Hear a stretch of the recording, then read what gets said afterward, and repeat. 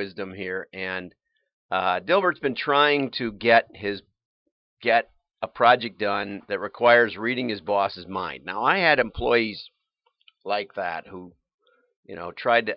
I had a lot of trouble when I had employees because I would try to. I would come in. I had a pretty good drive time. Hi, Jerry. I had a pretty good drive time, and I would ruminate, on the latest problem in the world, and I would come up with an app or something and say, and I'd come in like all fired up. Oh man, this is it. We're gonna solve this big, huge problem, and we're all gonna be rich. And then the next day I'd have a different one, and then I'd think back about 2 weeks later and think, why didn't anybody do? These were great ideas. Why aren't they doing any of these? So I had a very wise person working for me who had been at Arthur Young, and he'd been one of my early bosses as a consultant, and he was president. And I said, Jim, why don't people do things that I tell them to?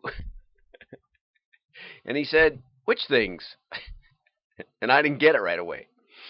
And he said, well, you come in every day with a new breakthrough idea, and while that's great that you have a lot of ideas, people don't know which ones to work on. They don't know how to read your mind. Oh, okay.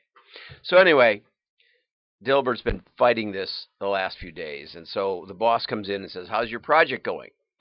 And Dilbert says, It was doing fine until a thick wave of stupidity swept over it and extinguished my spark of divinity." See, sounds like me, right? No, it sounds like my employees. "I don't know what will become of me, and here's the good part. I'll transfer you to marketing. They're all like that." No, now, Scott, I have to take issue with you there because marketing people, yes, they all have brilliant ideas that last about that long, but we don't. Unlike Dilbert, who seems a little discouraged today, I don't know what will become of me. We lose none of our enthusiasm. Year after year after year, we still believe that our ideas are going to change the world, even though we have no track record. And unlike you, who are changing the world, we just keep going. And that's the sick part about being a marketer. You just continual optimism and then off camera depression, I suppose.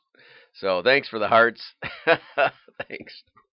So let's go on to some real news. Okay, see if we can find any. Let's go back over here and bonk it over. Early results from Macy's indicates less than a happy holiday. And this was really kind of depressing because L Brands, parent of both Victoria's Secret, Bath and Body Works, and a lot of other people said that sales were off. And they weren't off by just a little. The share decline. Well, Macy's was off by just a little, but and it was like, and the UK it was similar. Most of the retailers' sales were off, and it's like, well, what do we have to do? Because the economy's roaring along, and e-commerce is growing like crazy. Why do we not get sales at retail? And part of the answer is, and so I've been thinking on this, and I've been thinking about it with catalogers too. Because I tend to be about 20 years ahead of things for some unknown reason, and when I promote them, they don't go because it's 20 years too early, and then somebody else comes along 20 years later and scoops up the money. But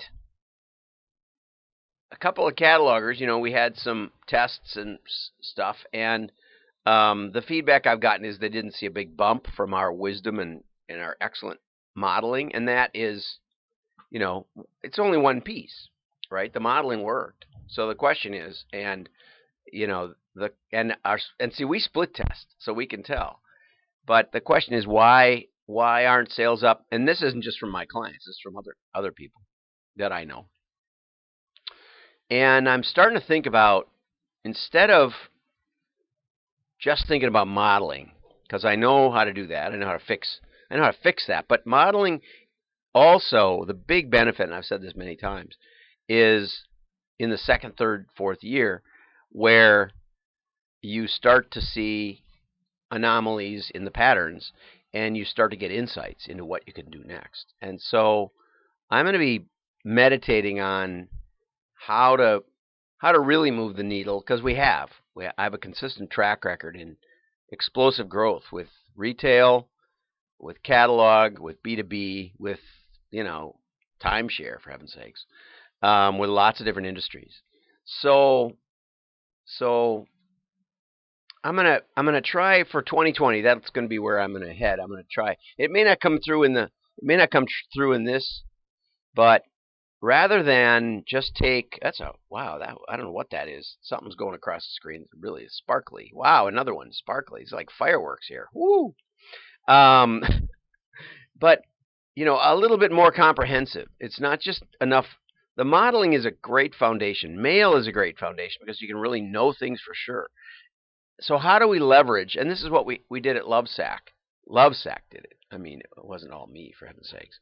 Lovesac took what we learned and leveraged it into retail and into mass media, and that was the real kicker. And it worked extraordinarily well.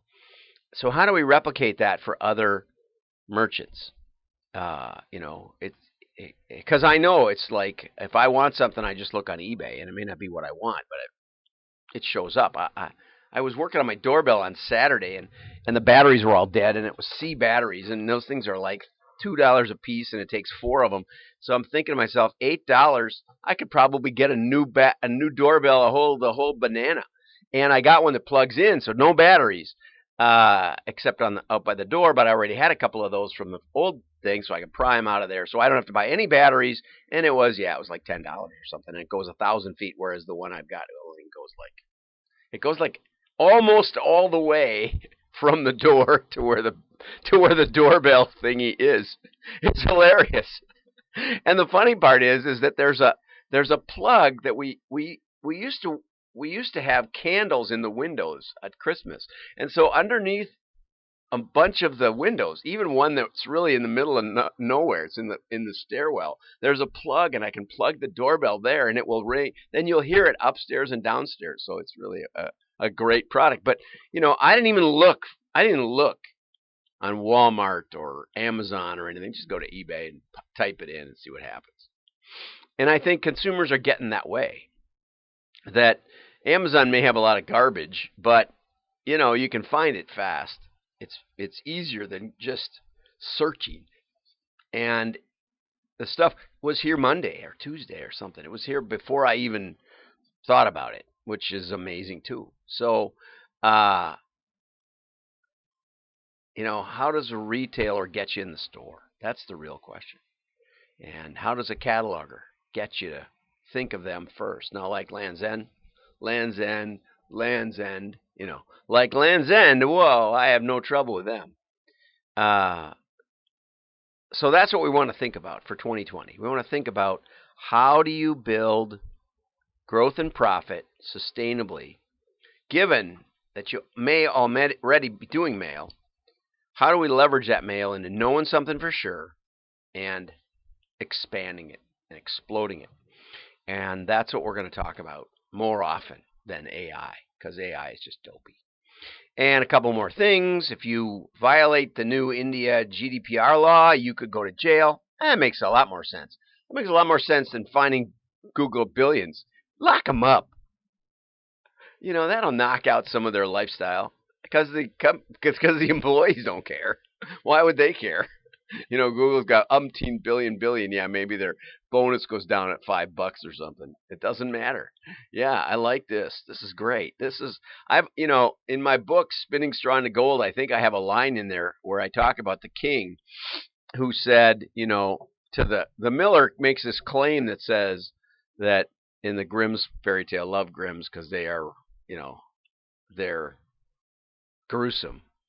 But the miller makes a claim about his daughter that she can spin straw into gold. He was just trying to get some airtime, break through the clutter. And the king goes, "Oh, okay, that sounds nice." So he puts her in a room and says, "Yeah, okay, let's do it. It's a split test. Spin it to gold or die." And I've often said marketers should be given that something: make money or die. I've taken that bet a couple of times. I think I had a client that owed me about $100,000, and he said, "How about double or nothing if we don't grow?" And I took it. Don't tell my wife. I mean, that's just me consulting. Double or nothing, 200 grand if we grow 20%. I said, I think I can do that. Well, the problem is I should have also asked for, 10 grand a month salary and a CMO title and lived there because he was the other side of the country because his employees didn't want to grow. They just didn't. And they undermined it over and over and over and over. And it was very, very sad.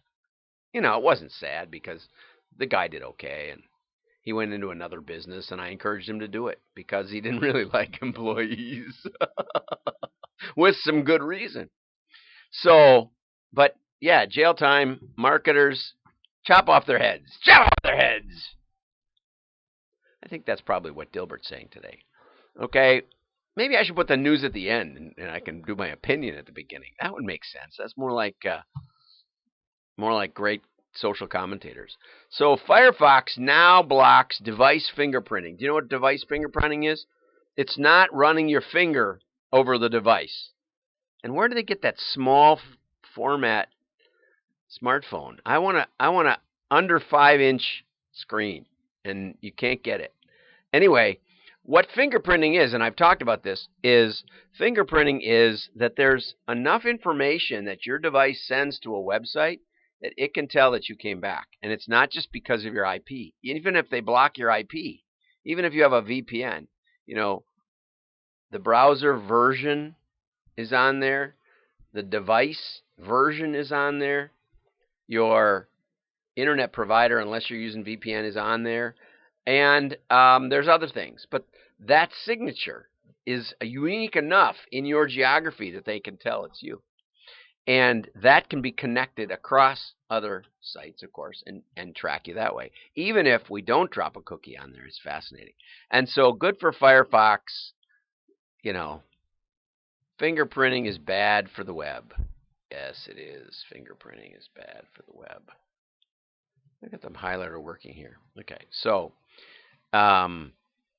anyway, good for them for blocking it. Now, I just want to say one thing on the... This is an old article. This is from Defense News. Not everybody reads Defense News, right? But they were investigating, this is about 2 years ago, a failed intermediate range ballistic missile target intercept over Hawaii. Why am I bringing that up today? Because the intercept systems are AI driven. And they don't always work. And sometimes they think an airliner is a missile incoming. What do you think of that? And I haven't seen one article on this. I haven't seen one article on what the AI implication, because they have to make decisions so fast. They have to, before a human could even see what's coming, they have to decide whether it's an enemy or a friend. Right? It's the paradox of the drawbridge in philosophy. How do you let the friend in, but not the enemy? Your friend is running toward the castle, and the enemy is right behind him. Do you open the door, or do you shut the door? When you know you can't get one in and the other out. It's a difficult puzzle. And so we've applied AI to it. And so one of these days, you'll see an article about AI related to that Iranian missile strike. I bet you $1. Just wanted to say that so that I'm on record. Scott Adams says you should make predictions. I predict that somebody's going to reveal. It might be 6 months, it might be a year, but I'm going on record saying somebody's going to say, you know what? It was a failure to identify properly based on AI. Only 176 people dead because of AI. It was Russian AI. I know, that's okay. Just saying. Maybe it'll be Chinese AI next. Watch out with AI. Get with somebody who has layers of validation and years of experience, because AI can kill your company. Just saying. My webinar is available on YouTube. That's the easiest one. The links are shown on LinkedIn, on Twitter, and it's shortened up so that it's under an hour. It's on Vimeo, if you look for us there. So you've got no excuse for finding out about how AI can work in marketing. Marketing guy is a friend of me. Amen. I've seen companies killed by marketing, and I've saved a few because the shiny object could be a knife to slit your own throat. Oh, aren't you glad you stayed till the end? I'm John Miglash. Like and share. Your friends will think you're smart.